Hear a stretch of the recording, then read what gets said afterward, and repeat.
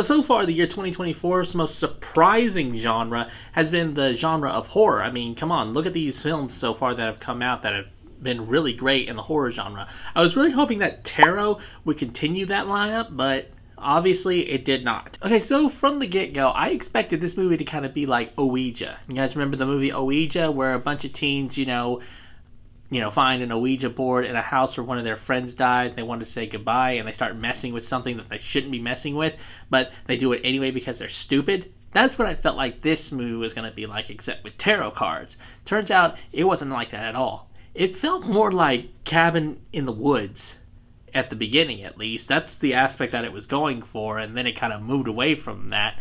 Only, this production was like Cabin in the Woods, only with the worst production team. Okay, so when I go in to grade a movie, I really just kind of like start at 100%, like it's at an A, like the highest A you can get. And then as I'm watching the movie, I kind of like drop the points little by little till we get to the final grade. And that's when I'm like, okay, this movie got a B, this movie got a C, D, whatever.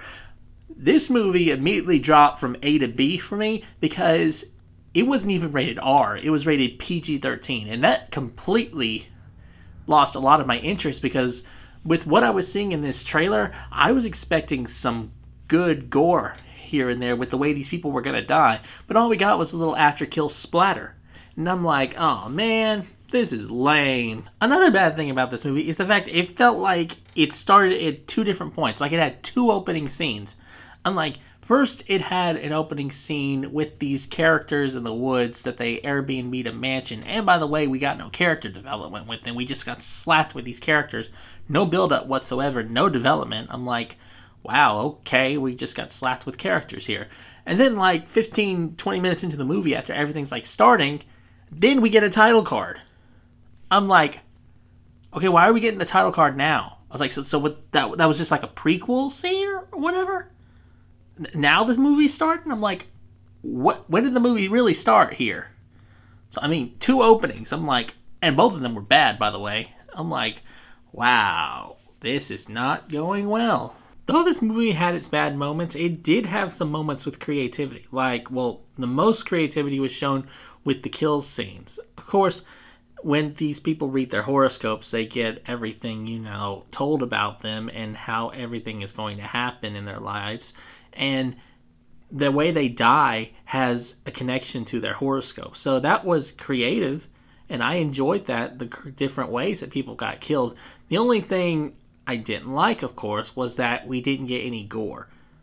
And that's the thing that I was expecting. I was expecting a little gore from this movie because there was some creativity with the way these people were going to die.